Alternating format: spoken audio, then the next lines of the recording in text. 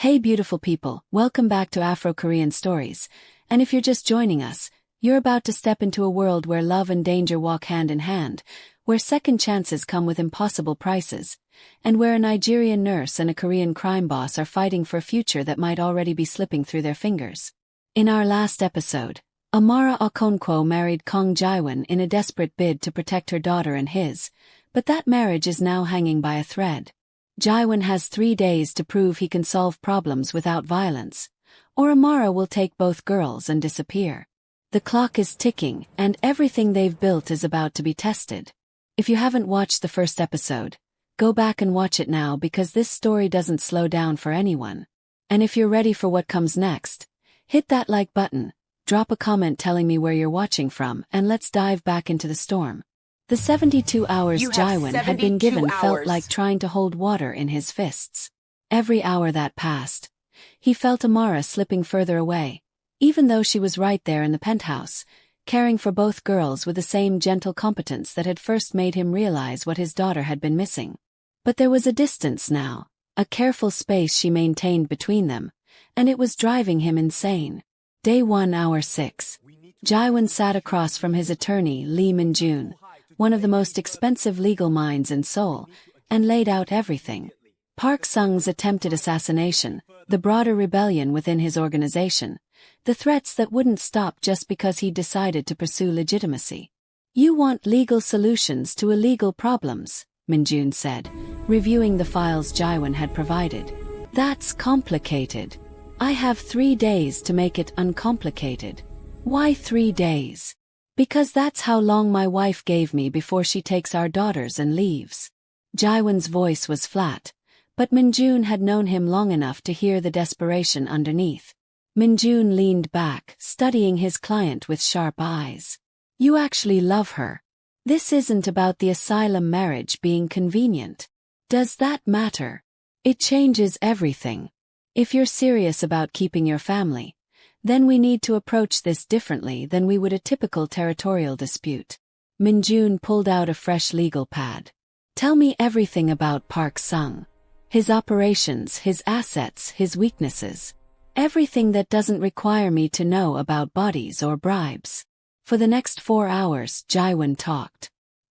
He detailed Park Sung's legitimate business fronts, the real estate holdings purchased with laundered money, the shell corporations that couldn't withstand serious scrutiny, the tax evasion that had been ignored because Park had connections in the right offices.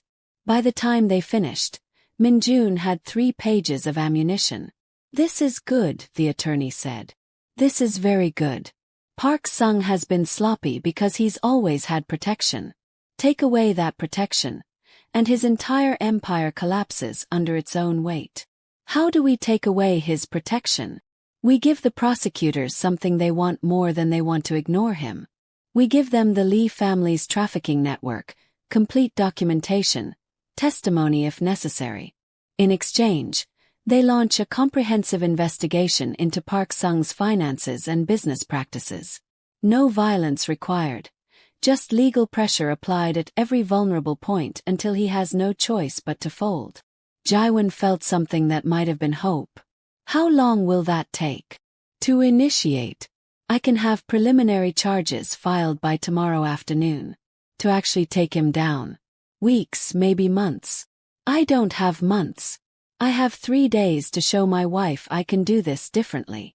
Min-jun smiled. "Then we don't wait for the charges to stick. We let Park Sung know they're coming." A man facing 20 years for tax evasion and money laundering suddenly becomes very reasonable about territorial disputes. Day 1, hour 14. While Jiwon was strategizing with his attorney, Amara was having her own difficult conversation. Her younger sister, Chioma, had finally gotten through on a video call after weeks of trying, and her face on the screen was a mixture of relief and fury. "You got married." Chioma's voice came through the laptop speakers. "To a gangster. And you didn't think to tell your family." "It happened fast," Amara said, keeping her voice low so she wouldn't wake the girls napping in the next room. "And it's complicated, Chioma. I'm trying to protect Zara. By marrying a criminal." "Amara, have you lost your mind? This isn't protection. This is jumping from one dangerous situation into another. He's not like that. He's trying to change. They all say they're trying to change. Chioma's expression softened slightly. Sister, I know you're scared. I know being alone in Korea with Zara has been terrifying. But this man, this Kang Jiwon, do you actually love him? Or are you just so desperate for security that you've convinced yourself you do? The question hit harder than Amara expected because she'd been asking herself the same thing. Did she love Jiwon? Or did she just love the safety he represented? The way he'd stepped into Minseo's life and transformed into a father. The rare moments when he smiled at her like she was something precious. I don't know, Amara admitted. Some days I think I do. He's gentle with the girls. He listens when I talk. He's actually trying to build something legitimate. But then he makes decisions that remind me exactly who he is. And I wonder if I'm being foolish. What kind of decisions? Amara told her about the bomb. About Jiwon's initial order to have Park Sung eliminated. About the ultimatum she'd given. As she talked, she watched her sister's face grow increasingly worried. You need to leave, Chioma said when she finished. Right now, Amara. Take Zara and get out of there before something happens that you can't come back from. I can't just abandon Minseo. She's become like my own daughter. And Jiwon, despite everything he's trying. Trying isn't good enough when bombs are involved. What if next time the timing is different? What if next time you and Zara are in that car? Chioma leaned closer to her camera. I already lost you once when you fled Nigeria. I can't lose you permanently because you stayed somewhere dangerous out of misplaced loyalty. It's not misplaced. These are my people now. Your people are here. Your family. Me, Mama, your aunties who ask about you every day. We're your people, Amara. Not some Korean gangster and his organization. After the call ended, Amara sat in the quiet nursery, watching Minseo and Zara sleep in their respective cribs. They looked peaceful, innocent, unaware of the complicated adult world swirling around them. Zara had started calling Minseo her sister. Minseo responded to Amara's voice now the same way she responded to Jiwon's. They were becoming a family in the truest sense, built not on blood but on choice and circumstance and daily care. Could she really walk away from that? Even if staying meant living with constant uncertainty about what Jiwon might do when pushed into a corner. Day 1, hour 20. Jiwon came home to find Amara in the kitchen, aggressively chopping vegetables for a stew. He recognized this as her stress response by now. When things got overwhelming, she cooked. Badly usually, but with intense focus. Chioma called, Amara said without looking up from her cutting board. She thinks I should leave immediately. She thinks staying here is suicidal. Is she wrong? Jiwon kept his distance, leaning against the doorframe. I don't know. Is she? I met with Minjun today. We have a plan to handle Park Sung legally. Financial crimes, tax evasion, violations that will bury him without anyone getting hurt. We just need time for the pressure to work. How much time? Weeks. But I can show you it's working. I can prove I'm doing this your way. He took a step closer. I called off Daehoon permanently.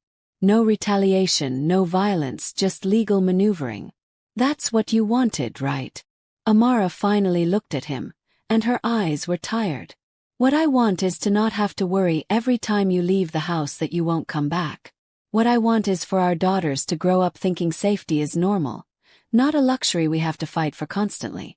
What I want is impossible, Jiwon, because your past won't let you go. Then help me build a future strong enough that the past doesn't matter. I'm trying. But I'm exhausted and scared. And my sister just spent an hour telling me I'm destroying my life by staying here. Her voice cracked. And the worst part is I can't even argue with her because she might be right. Jiwon crossed the kitchen and very carefully took the knife from her hands before she accidentally hurt herself. Tell me what you need. Right now, in this moment, what do you need from me? Honesty. Complete honesty about what we're facing and what your plan actually is. So he told her everything. About the legal strategy to dismantle Park Sung's operations, About the testimony he'd agreed to provide regarding the Lee family's trafficking network, about the forensic accountants who were currently digging through decades of financial records to build an airtight case. He explained how the process would work, how long it might take, what the risks were if Park Sung decided to escalate before the legal pressure became unbearable. And if he doesn't fold? Amara asked when he finished. If he decides to come after us again before the courts can touch him, then we have security. Dae-hoon and his team are the best in the country. This penthouse is a fortress. And I've arranged for alternate safe houses if necessary. Places Park Sung doesn't know about where we can relocate on short notice. So we're still running. Just calling it something else. We're being smart. There's a difference. Amara was quiet for a long moment, processing everything. Finally she said, I need you to promise me something. Anything. If it comes down to a choice between dealing with Park Sung through violence or letting him win, you choose the third option. You walk away. You liquidate everything and we disappear. No pride, no revenge, no trying to salvage your empire. You choose us over everything else. It was possibly the hardest promise anyone had ever asked Jiwon to make. His entire identity was built on never backing down, never showing weakness, never letting an enemy win. But when he looked at Amara, at the exhaustion and fear and desperate hope in her eyes, he knew there was only one answer he could give. I promise. If it comes to that choice, I choose you. Choose our girls. I choose whatever life we can build together, even if it means walking away from everything else. Amara nodded slowly, then stepped into his arms. Jiwon held her like she was the only thing keeping him anchored, and maybe she was. 2 more days, she whispered against his chest. Show me this can work. Day 2 brought complications neither of them anticipated. The morning started normally enough. Jiwon left early for a meeting with the prosecutors handling the Lee family case, taking Dae-hoon and extra security because Amara had insisted. Amara fed both girls breakfast, managed to only slightly burn the eggs, and was settling in to give Minseo her morning physical therapy exercises when her phone rang from an unknown number. She almost didn't answer. Unknown numbers in Korea usually meant spam or something she didn't want to deal with. But something made her pick up. Amara Okonkwo. The voice was Korean, male, unfamiliar. Who is this? A friend. Someone who wants to help you understand what you've married into. There was a pause. Your husband is in a meeting with prosecutors right now, offering testimony against the Lee family in exchange for immunity from his own crimes. Do you know what that means? It means he's cooperating with law enforcement. That's good. It means he's a traitor. And in our world, traitors don't get to retire peacefully. They get made examples of. The voice remained calm, conversational. Park Sung wanted me to deliver a message. Leave Kang Jiwon now, take your daughter, and you'll be protected. Stay, and you become part of the consequences. Amara's blood ran cold. Who are you? Someone trying to prevent unnecessary casualties. You seem like a good woman, Nurse Okonkwo. You don't deserve to suffer for your husband's mistakes. You have 24 hours to make the smart choice. The line went dead. Amara stood frozen in the kitchen, phone still pressed to her ear, while Minseo babbled happily on her play mat and Zara built towers with blocks. Everything looked normal, peaceful, safe. But the illusion had just shattered completely. When Jiwon returned 3 hours later, she was waiting in his study with both girls occupied in the nursery under the nanny's supervision. I got a call today, she said without preamble, and watched his expression shift immediately into alert concern. Someone from Park Sung's organization. They threatened me. Told me to leave you within 24 hours or become part of the consequences.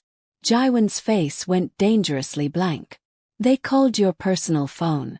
How did they get your number? Does that matter? They have it. They threatened me.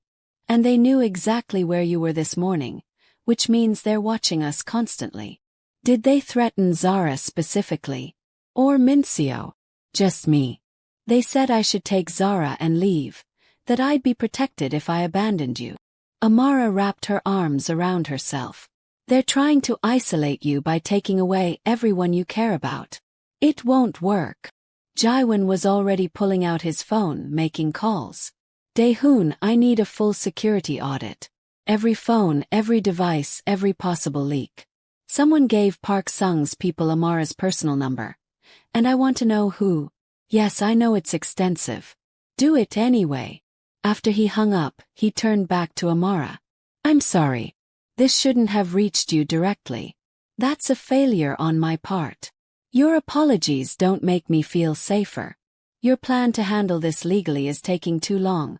And Park Sung is escalating exactly like I feared he would. She stood pacing the study. We have 1 day left on my deadline, Jiwon. 1 day, and instead of things getting better, they're getting worse. Maybe Chioma was right. Maybe the only smart move is to run. Running doesn't solve anything. They'll find us eventually. Maybe. But at least we'd buy time for the legal pressure to work without our daughters being in the crossfire. Jiwon wanted to argue, but he couldn't. 'Cause she was right. Park Sung's direct threat against Amara meant the situation had accelerated beyond what his legal strategy could immediately address. He needed time he didn't have, space he couldn't create, and safety he couldn't guarantee. Let me talk to Park Sung directly, Jiwon said finally. Face-to-face, neutral territory, just him and me. Maybe I can make him understand that what I'm building doesn't threaten his interests. Or maybe he kills you the moment you're within reach. Then Daehoon has orders to make sure you and the girls are on a plane to anywhere you want to go within the hour, with enough resources to never worry about money again. Jiwon's voice was calm, like he was discussing business arrangements rather than his own potential murder. But I don't think he'll kill me. I think he wants to understand why I'm abandoning everything we built. And maybe if I explain it right, he'll back down. That's a terrible plan based entirely on hope and assumption. Do you have a better one? Amara didn't. And that was the problem. Day 2, hour 18. The meeting was arranged through intermediaries at a restaurant Park Sung owned in a neighborhood where Jiwon's people rarely went. Neutral territory only in the technical sense, but it was the best they could manage on short notice. Jiwon went with minimal security, just Daehoon and 2 others, knowing that bringing an army would only escalate tensions. Park Sung was waiting in a private room, looking older than Jiwon remembered. They'd worked together for nearly 15 years, had built significant portions of Busan's underground economy through cooperation and calculated violence. There had been a time when Jiwon had considered Park almost a mentor. You look terrible, Park said by way of greeting. Marriage doesn't suit you. Marriage suits me fine. It's dealing with attempted assassination and threats against my wife that I'm finding inconvenient. Jiwon sat down across from him without waiting for invitation. We need to talk. About how you've betrayed everything we built. About how you're cooperating with prosecutors like some common informant. Yes, we should definitely talk about that.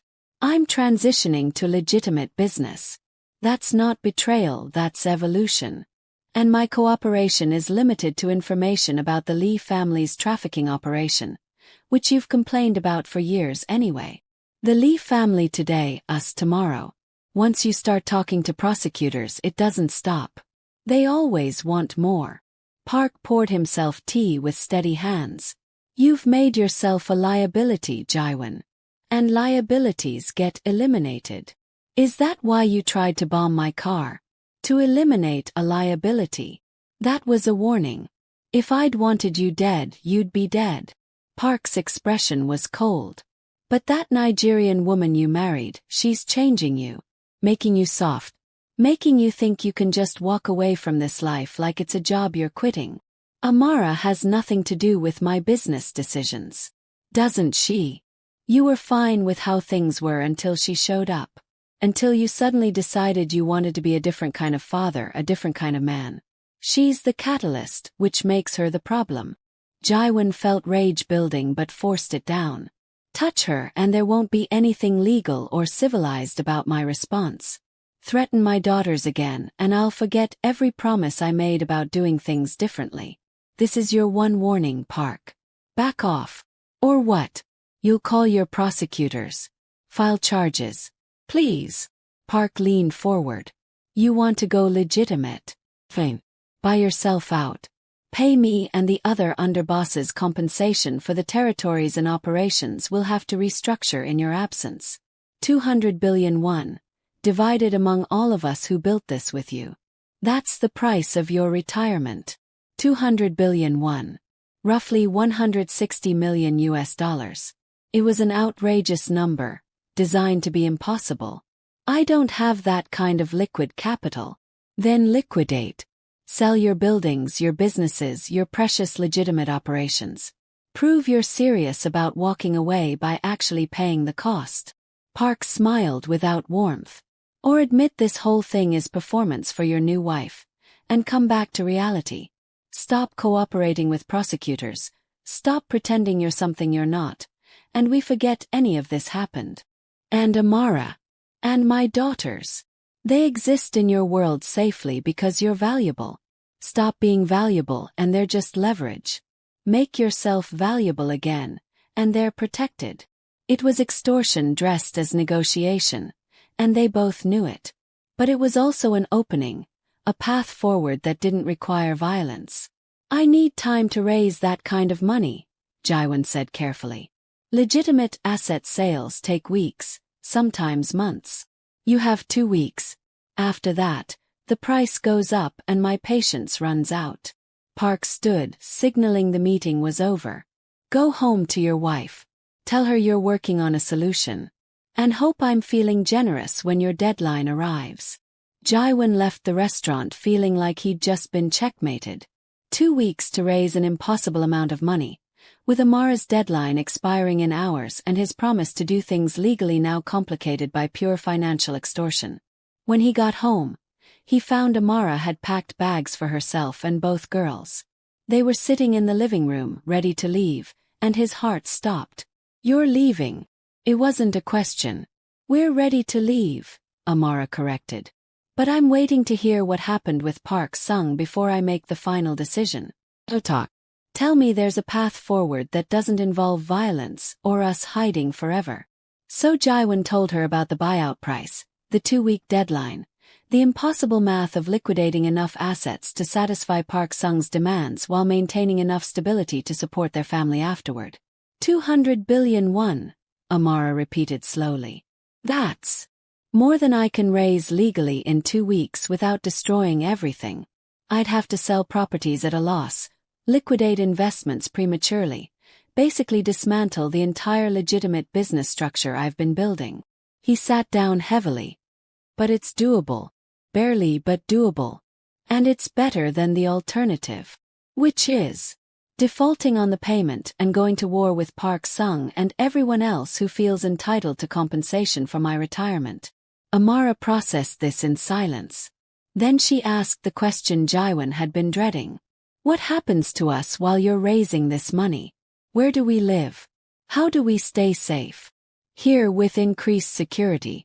Or at the island house where it's more isolated.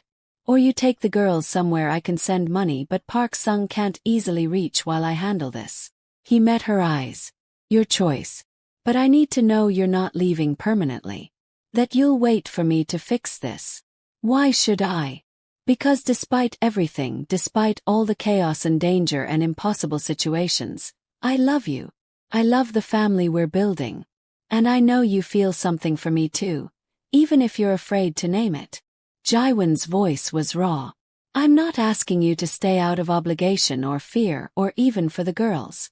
I'm asking you to stay because somewhere in the past weeks, we became real. This marriage stopped being paperwork and became a partnership. And partnerships don't abandon ship the moment things get difficult. Amara looked at the packed bags, at Zara sleeping on the couch, at the life she'd built in this fortress that had somehow become home. She thought about what Chioma had said about what the smart choice was supposed to be.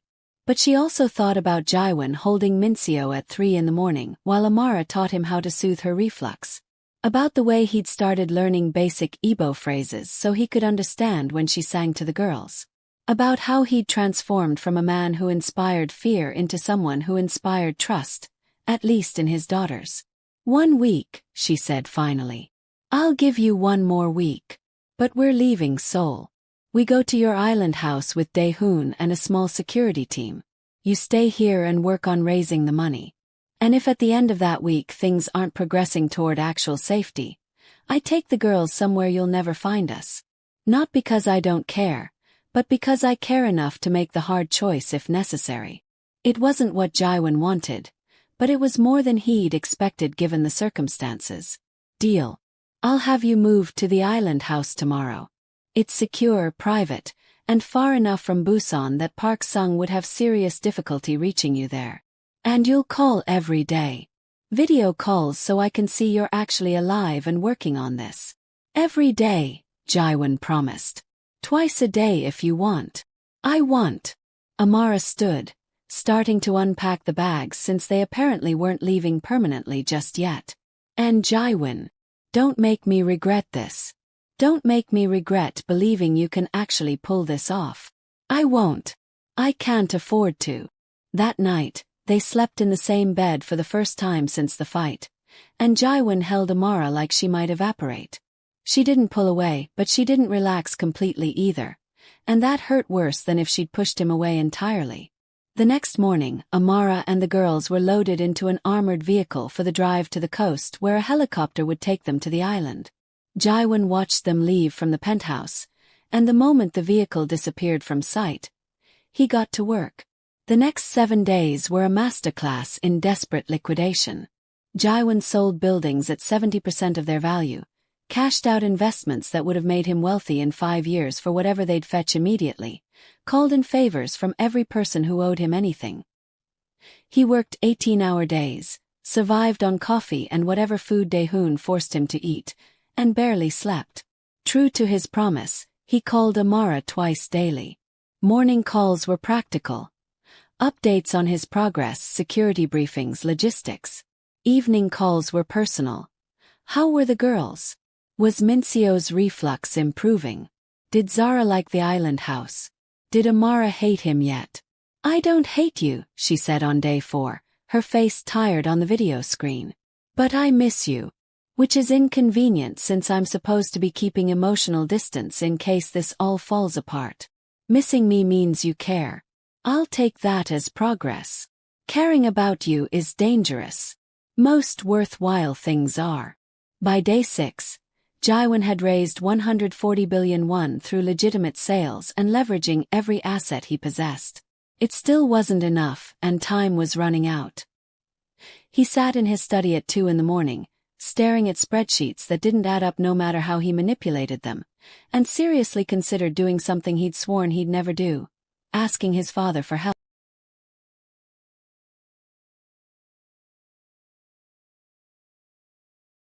Built the criminal empire Jiwon had inherited, then retired to Jeju Island with more money than he could ever spend and zero interest in his son's life choices.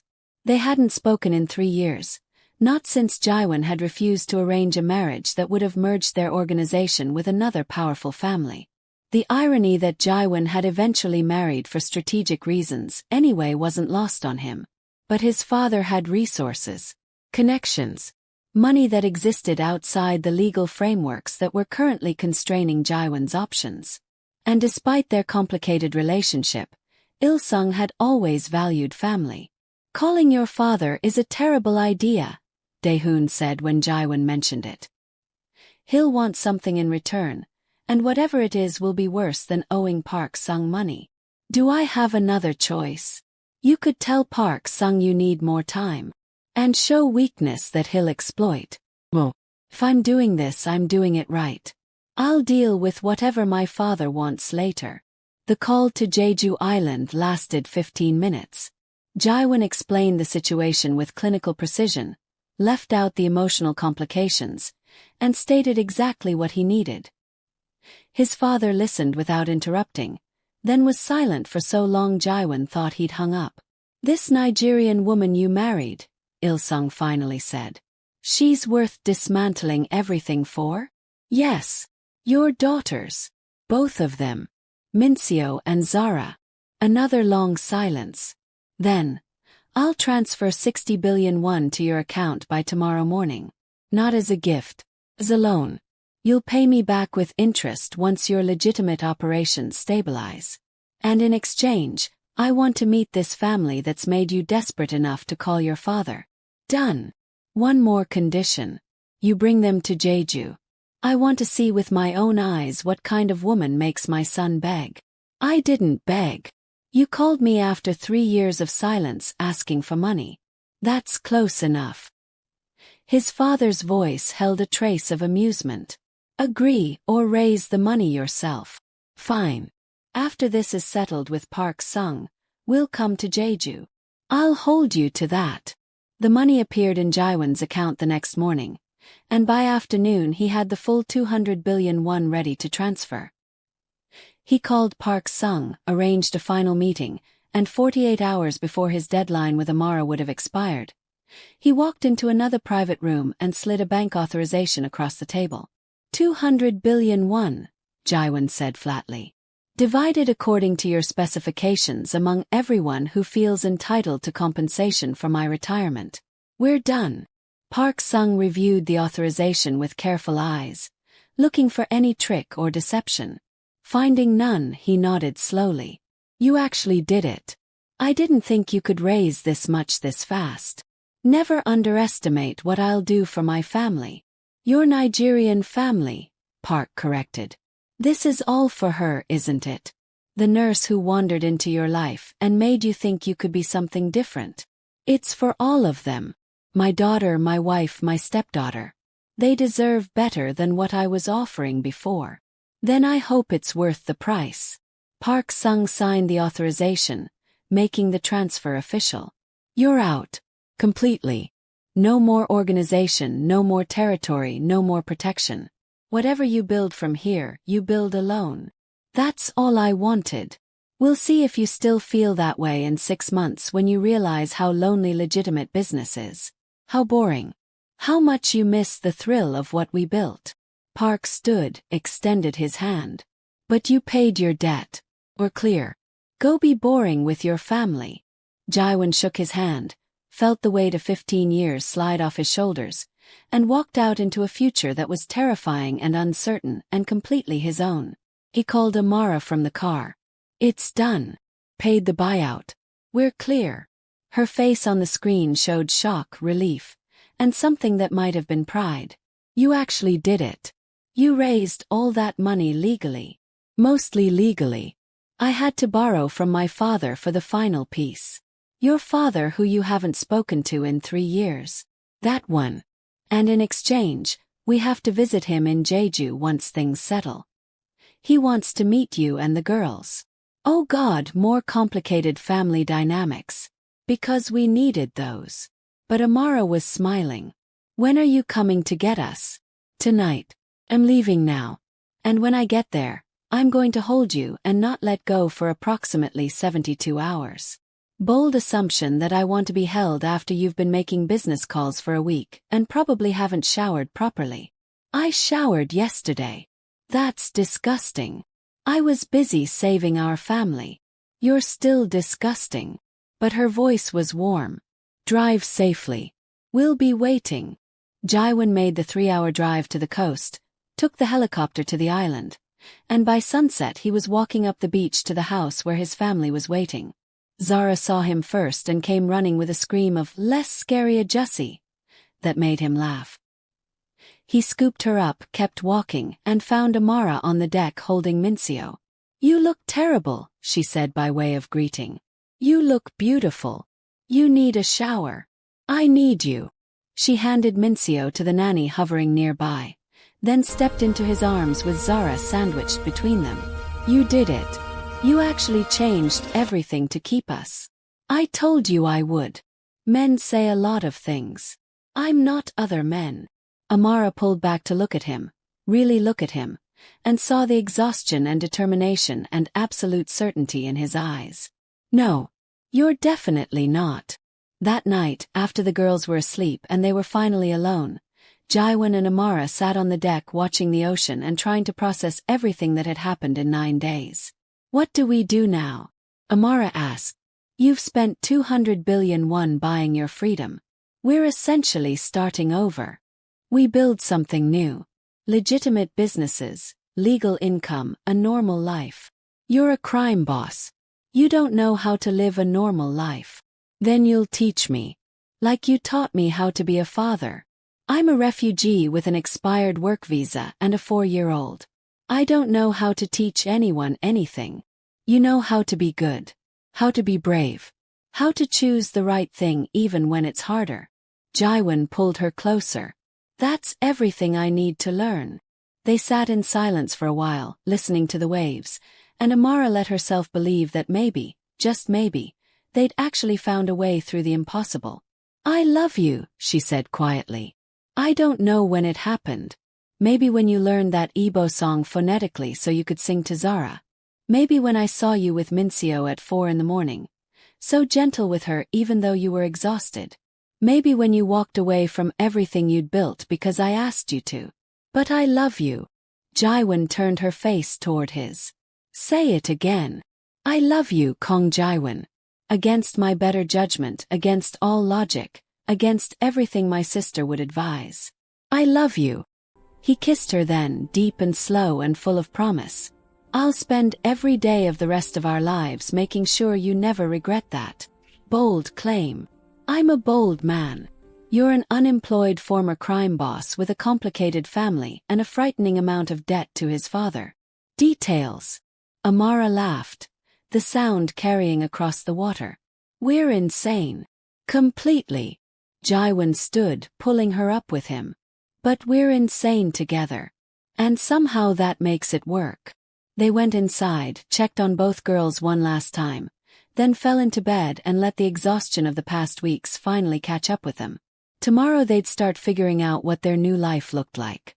Tonight, they were just a family that had survived against the odds. What they didn't know was that Park Sung's associates weren't all as reasonable as Hua's. That paying the buyout had created a power vacuum in Busan's underworld that would pull them back in whether they wanted it or not.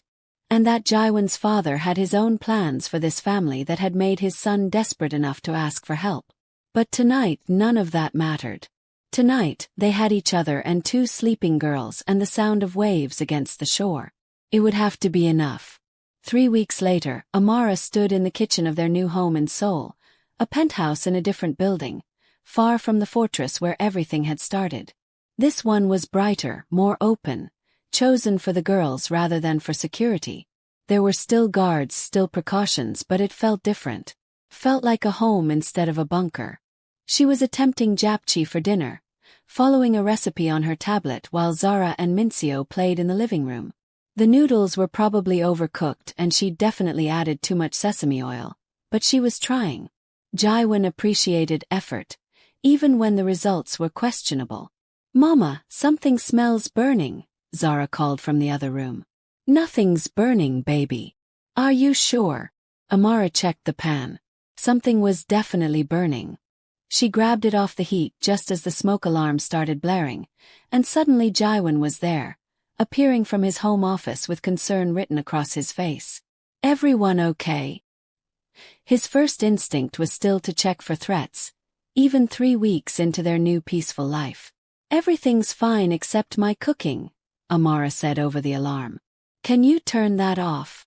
Jiwon disabled the alarm, then looked at the smoking pan. What were you making? Japchae. Or what was supposed to be japchae. It looks like... Actually, I'm not sure what it looks like. Don't you start. But she was laughing. I'm trying to learn Korean cooking properly. Your mother is coming to visit next week, remember? I can't just serve her jollof rice and hope she doesn't judge me. My mother will judge you regardless of what you cook. It's her default setting. Jiwon took the pan from her hands. But she'll love you anyway because you make me happy and you're amazing with the girls. The cooking is irrelevant. Easy for you to say.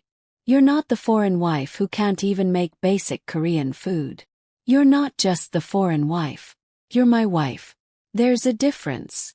He kissed her forehead. And for the record, I happen to love your jollof rice. Even when it's slightly burned. It's not burned, it's crispy. Is that what we're calling it? She swatted his arm and he caught her hand, pulling her close despite the kitchen chaos around them. I love you, he said simply.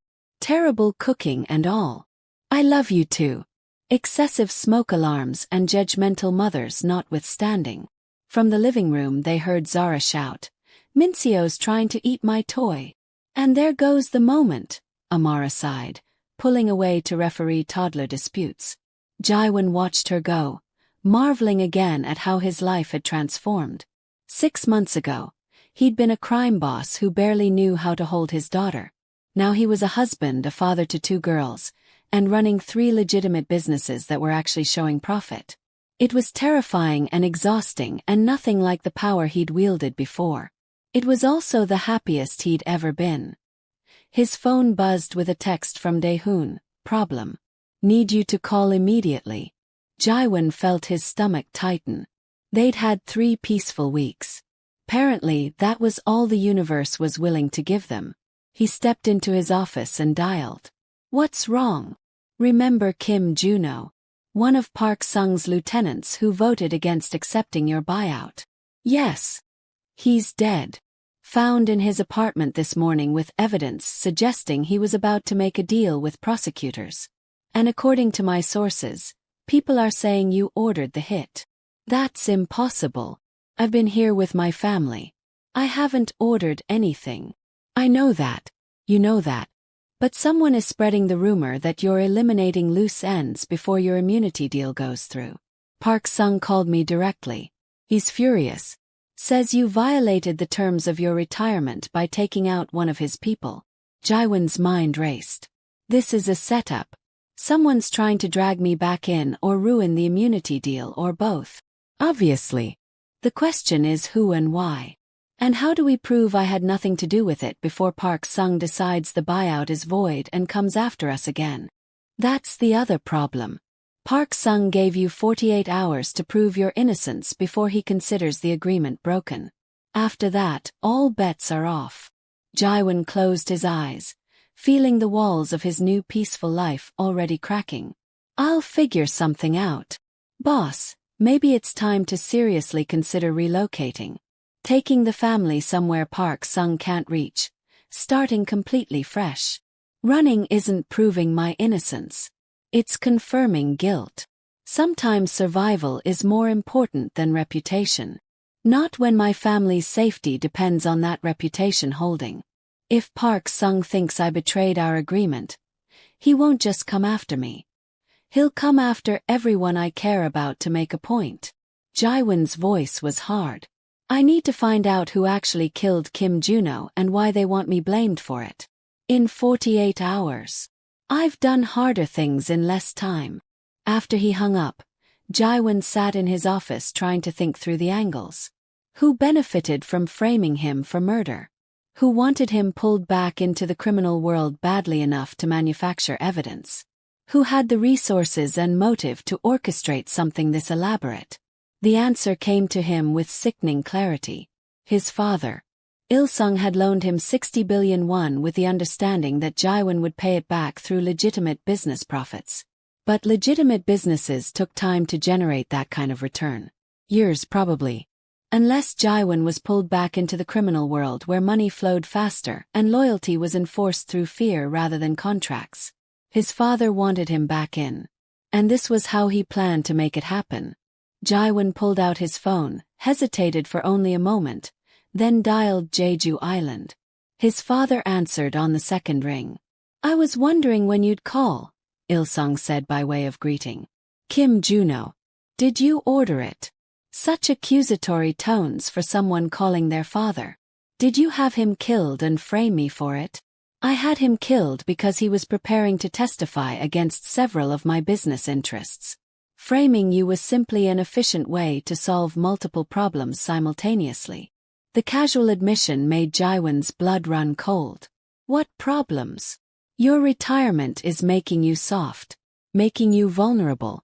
I gave you money assuming you'd use it to rebuild your organization properly, not play house with some refugee nurse and pretend you can live a normal life. Il-sung's voice was calm, almost conversational. This way, you're forced back into the world where you belong. You investigate, you eliminate the right people to prove your innocence, and in the process you remember what you're actually good at. I'm not going back to that life. You don't have a choice. Park Sung wants blood. Your immunity deal is contingent on cooperation and good behavior. And your wife and daughters need protection that only your reputation can provide. All roads lead back to who you were, Jiwon. I'm just expediting the inevitable.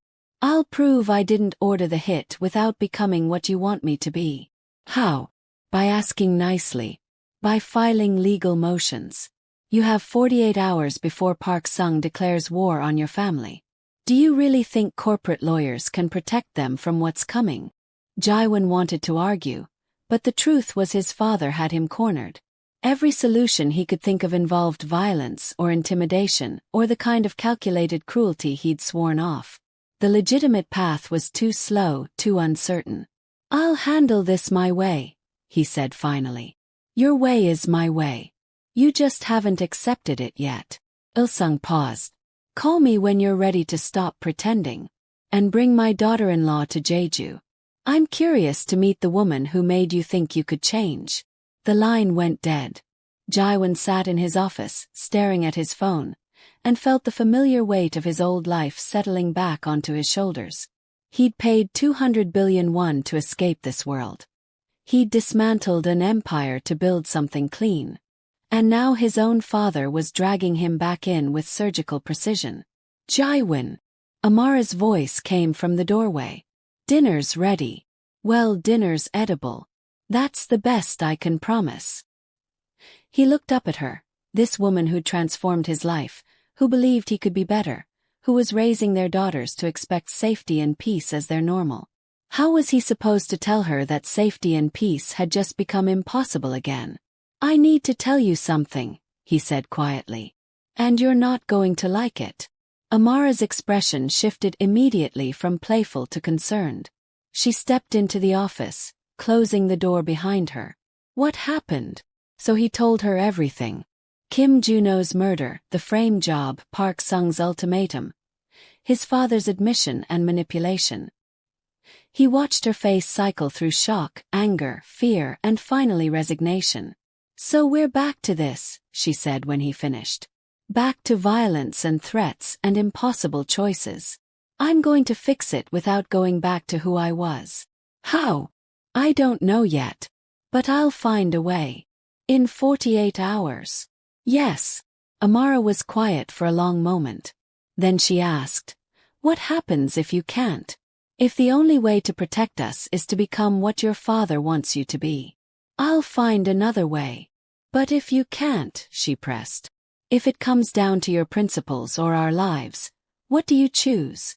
It was the question Jiwon had been avoiding asking himself, because the answer was obvious and heartbreaking. I choose our lives. Every time. Even if it means losing everything else. Even if it means losing who you've become. Even then. Amara nodded slowly, like she'd expected that answer. Then I need you to promise me something. Anything. If you have to go back to that world, if you have to become that man again to keep us safe, you don't hide it from me. You don't pretend you're fine or that it's not affecting you. You let me help you carry it. She moved closer. We're partners, Jiwon. That means sharing the weight, not protecting me from it. You shouldn't have to carry my darkness. I married you knowing exactly what darkness you came from. I'm not afraid of it. I'm afraid of you drowning in it alone while trying to shield me. She took his hands. Whatever happens in the next 48 hours, we face it together. Deal. Deal. They stood there in his office, holding each other while dinner got cold in the kitchen and their daughters played in the next room. And both of them knew that the peaceful life they'd built was already slipping away. That night, after the girls were asleep and the apartment was quiet, Jiwon made a series of calls. Not to assassins or enforcers or the men who'd once carried out his violent orders, but to the handful of people in his old world who'd survived by being smarter than they were ruthless. By midnight he had a plan. It was risky, possibly illegal in several technical ways, and would require him to walk right up to the line he'd promised Amara he wouldn't cross. But it didn't require killing anyone, and in his world that counted as progress. The next morning, he kissed Amara goodbye and told her he'd be back by evening. Daehoon's staying here with you. Extra security on the building. You don't go anywhere until I call. Where are you going? To remind some people that even though I've retired, they still owe me favors. Jiwon spent the day calling in every debt, leveraging every relationship, and methodically building a case against his father that was detailed enough to be devastating but careful enough to stay on the right side of legal. He gathered evidence of Il-sung's ordering of Kim Juno's death, documented the money trail that proved the frame job, and compiled everything into a package that would destroy his father's Jeju Island retirement if released. Then he drove to Park Sung's territory and requested a meeting. They met in the same restaurant as before, same private room, same tension. But this time Jiwon came with evidence instead of money. Your lieutenant was killed by my father, Jiwon said without preamble, sliding a tablet across the table. Here's proof. Money transfers, communication records, testimony from 2 people who were in the room when he gave the order. Everything you need to verify I had nothing to do with it. Park Sung reviewed the evidence with careful attention. Why would your own father frame you? Because he wants me back in the life I left. He thinks manufacturing a crisis will force me to remember who I used to be. Jiwon's voice was flat. He's wrong. This evidence would destroy him. I know. You're willing to burn your own father to protect your retirement. I'm willing to burn anyone who threatens my family. Including family. Jiwon leaned forward. My buyout agreement stands. Out. Completely. And anyone who tries to drag me back in will find themselves exposed, ruined, or both. That's the new deal. Take it or add yourself to the list of problems I'm solving. Park Sung was quiet for a long time, studying Jiwon with sharp eyes. Finally he smiled. You've changed, but you're still dangerous. Maybe more dangerous now because you're unpredictable. Is that a yes? It's an acknowledgement that you've proven your innocence and that trying to force you back in would be more trouble than it's worth. Park Sung slid the tablet back. Keep your evidence. Use it however you need to. Your father made himself your enemy, not mine. I have no interest in his politics. Then we're clear. We're clear. Go be boring with your family. And Jiwon. Park Sung's expression was almost sympathetic. Your father won't let this go. You've embarrassed him and proven you'll turn on family to protect your new life. That makes you a permanent threat in his eyes. I know. So what's your plan? To be scary enough that even my father thinks twice before testing me again. Jiwon left the meeting, called Amara to tell her he was coming home, and felt the weight lift slightly. He'd cleared his name without violence. He'd protected his family without becoming what his father wanted. It wasn't perfect, but it was progress. When he walked into their apartment that evening, Amara met him at the door with questions in her eyes. Well, Park Sung accepted the evidence. Clear. And I didn't have to hurt anyone to make it happen. She threw her arms around him. You did it. You actually found a way. There's still my father. He's not going to accept this quietly. Then we'll handle your father together. Like we handle everything else. Amara pulled back to look at him. But tonight, we're celebrating that you managed to solve an impossible problem in 48 hours without compromising who you're trying to become. I compromised a little. I threatened to ruin my own father. That's not violence. That's boundaries. She kissed him. I'm proud of you. Those 3 words meant more than she probably knew. Jiwon had spent his entire life chasing respect through fear, building power through intimidation, earning loyalty through ruthlessness. But pride from Amara, genuine pride in the choices he was making, was worth more than any of it. I love you, he said against her hair. I love you too. Now come have dinner before it gets cold. I made kimchi jjigae and it's actually edible this time. High praise. Don't push your luck. They had dinner as a family, both girls chattering about their day while Jiwon and Amara shared looks that said everything they couldn't say out loud with little ears listening. Later, after bedtime routines and stories and goodnight kisses, they collapsed into bed exhausted but together. What happens now? Amara asked in the darkness. Now we prepare for my father's retaliation. And we go to Jeju like I promised, because avoiding him will only make this worse. You want to walk into his territory after what he did. I want to face him on his ground and make it clear that I'm not afraid and I'm not backing down. That threatening my family has consequences even when the threat comes from family. That sounds terrifying. It will be. But you'll be with me, and somehow that makes everything less frightening. He pulled her closer. We'll go next week. Show him our daughters, let him see what he's trying to destroy, and hope he decides we're not worth the continued effort. And if he doesn't, then I'll do what I've always done. Protect what's mine by any means necessary. Amara was quiet, processing. Then she said, Your family is complicated. Understatement of the century. My family is simple. Just my sister and my mother and aunties who call too much and judge my life choices. That sounds nice, actually. You can have them. They'll judge you too, but with love. That's different than your father's version. I'd like to meet them someday. Properly, not over video calls where I'm trying to prove I'm not a terrible person. They'd like that. Chioma especially. She's been threatening to fly here and evaluate you in person. Should I be worried? Terrified. She's scarier than your father, and she has my best interests at heart, which makes her dangerous. Jiwon laughed, the sound surprising both of them. I'll take my chances. If I can handle crime bosses and corruption charges, I can handle your protective sister. Famous last words. They fell asleep like that, talking about complicated families and simple futures, and for a few hours everything felt possible again. The week passed in relative peace. Jiwon worked on his legitimate businesses, which were actually starting to show real profit. Amara enrolled Zara in a preschool program that specialized in multilingual education and continued her nursing certifications now that her legal status was secure. Mincio started sleeping through the night consistently. They were building something that looked suspiciously like a normal life. Then came the trip to Jeju.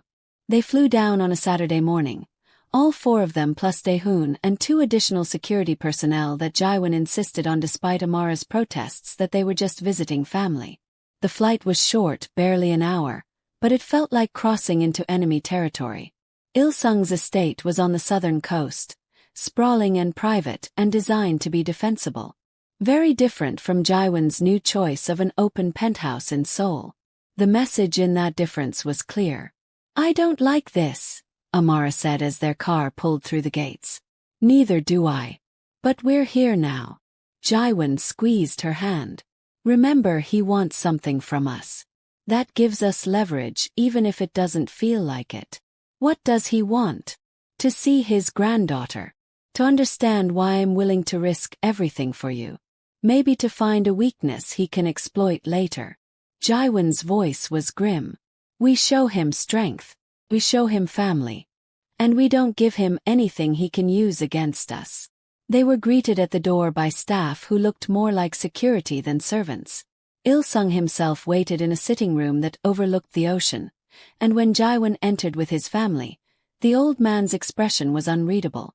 So this is her, Il-sung said, his eyes on Amara. The woman who made my son abandon everything I built.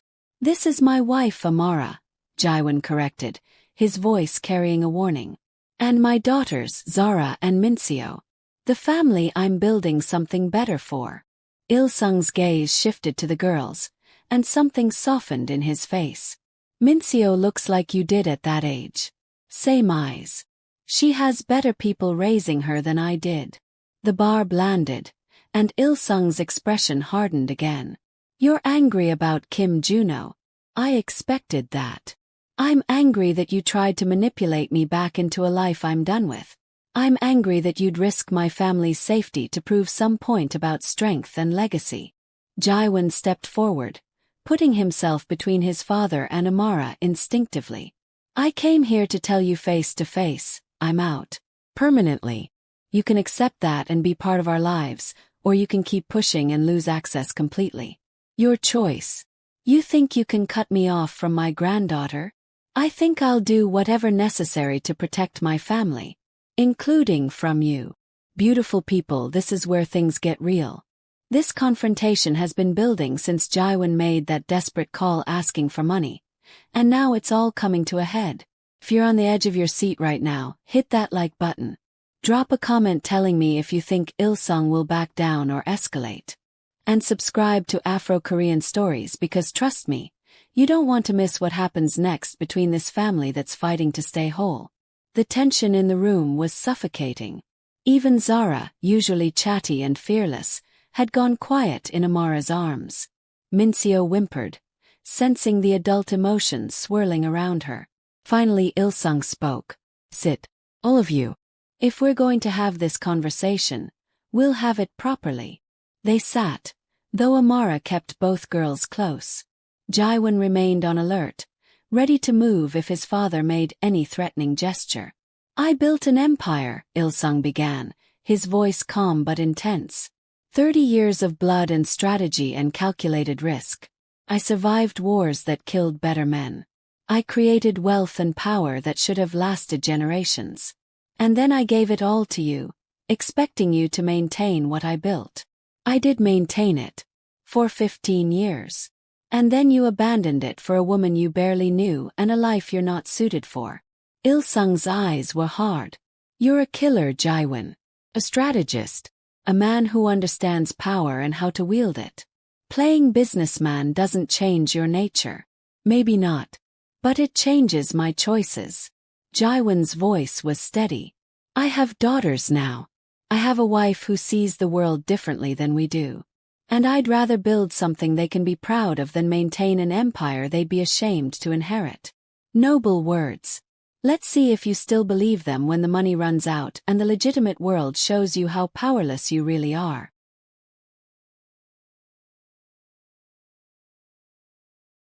I'll believe them because they're not about power. They're about being someone my daughters can look up to without fear. Jiwon glanced at Zara, who was watching the exchange with wide eyes. Someone who teaches them that strength isn't about intimidation, that family isn't about obligation, that love is something you build through daily choice, not demand through manipulation. Il-sung was quiet for a moment, then surprised everyone by laughing. You sound like a greeting card. My son, the reformed gangster who's discovered feelings. Mock me all you want. It doesn't change anything. It changes everything. Makes you weak. Predictable. Easy to manipulate because now you care about something more than survival. Il-sung leaned forward. That's why I orchestrated the Kim Juno situation. Not just to pull you back in, but to teach you that caring makes you vulnerable. That the only way to protect what you love is through the kind of strength you're abandoning. You're wrong, Amara said, her voice cutting through the tension. Both men turned to her in surprise. She continued, speaking directly to Il-sung. Caring doesn't make him weak. Makes him fight smarter. Your son just proved his innocence and solved an impossible situation in 48 hours without killing anyone.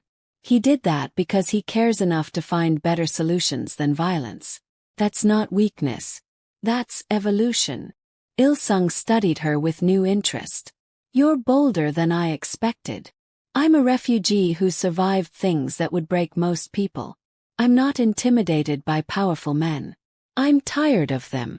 Amara shifted Zara in her arms.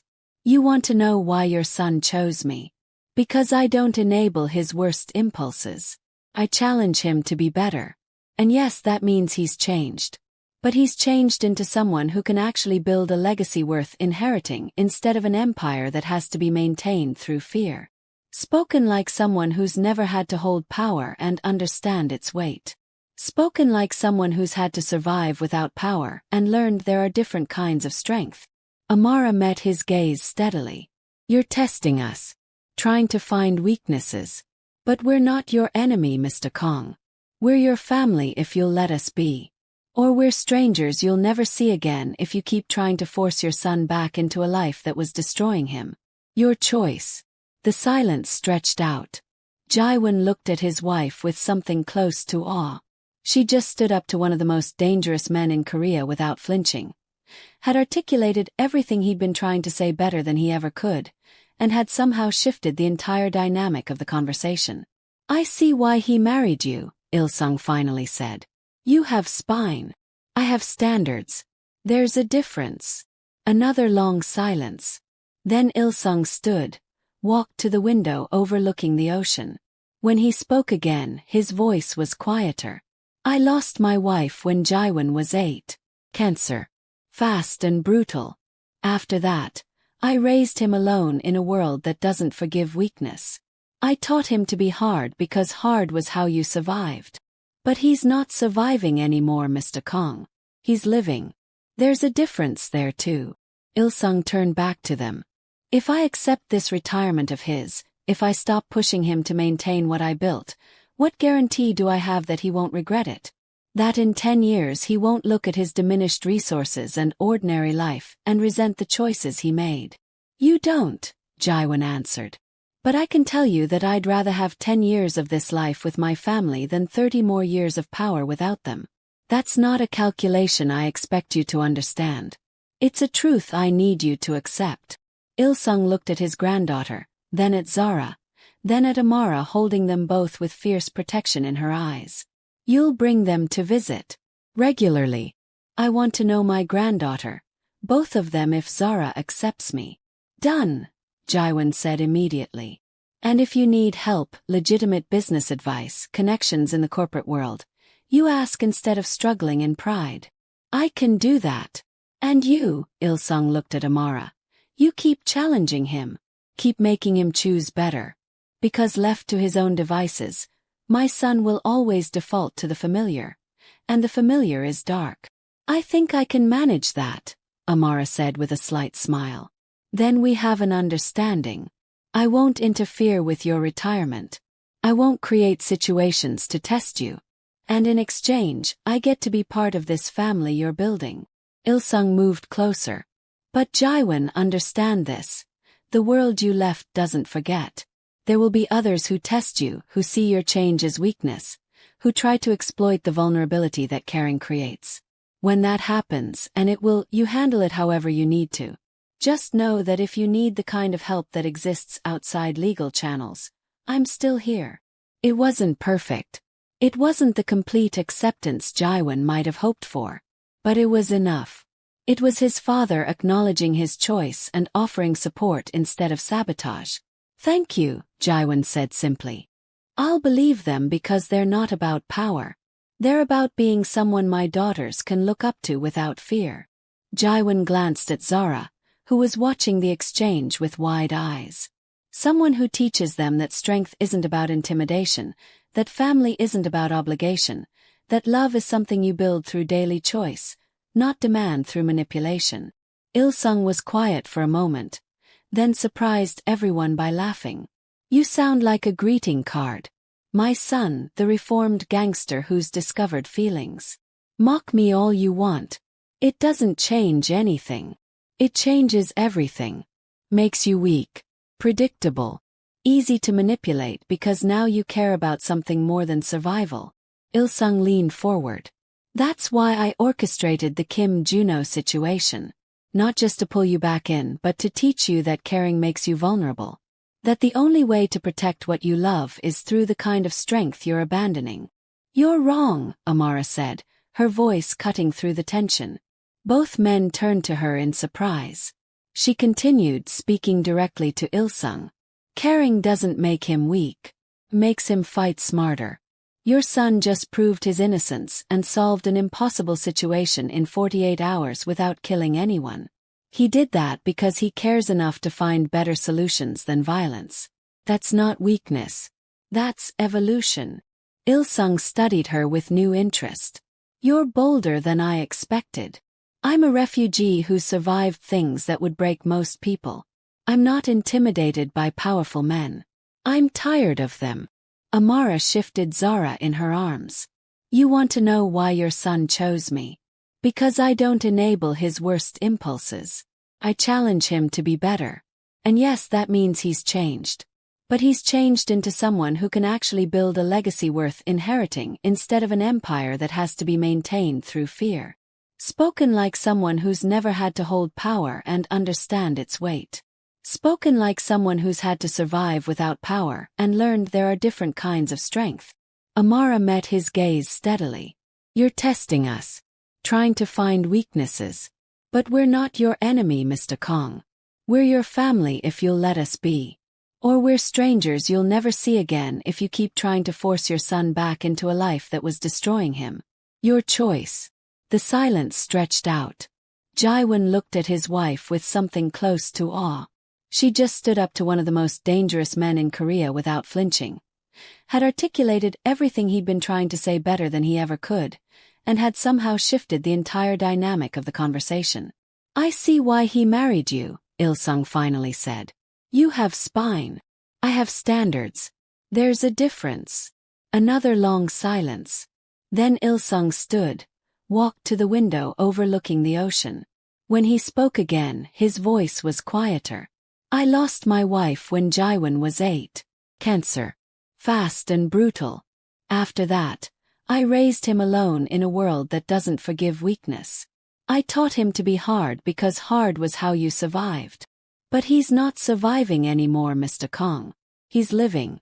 There's a difference there too. Il-sung turned back to them. If I accept this retirement of his, if I stop pushing him to maintain what I built, what guarantee do I have that he won't regret it?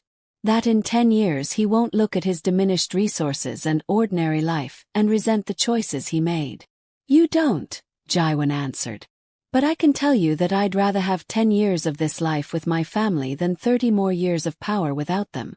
That's not a calculation I expect you to understand. It's a truth I need you to accept. Il-sung looked at his granddaughter, then at Zara, then at Amara, holding them both with fierce protection in her eyes. You'll bring them to visit. Regularly. I want to know my granddaughter. Both of them if Zara accepts me. Done, Jiwon said immediately. And if you need help, legitimate business advice, connections in the corporate world, you ask instead of struggling in pride. I can do that. And you, Il-sung looked at Amara. You keep challenging him. Keep making him choose better.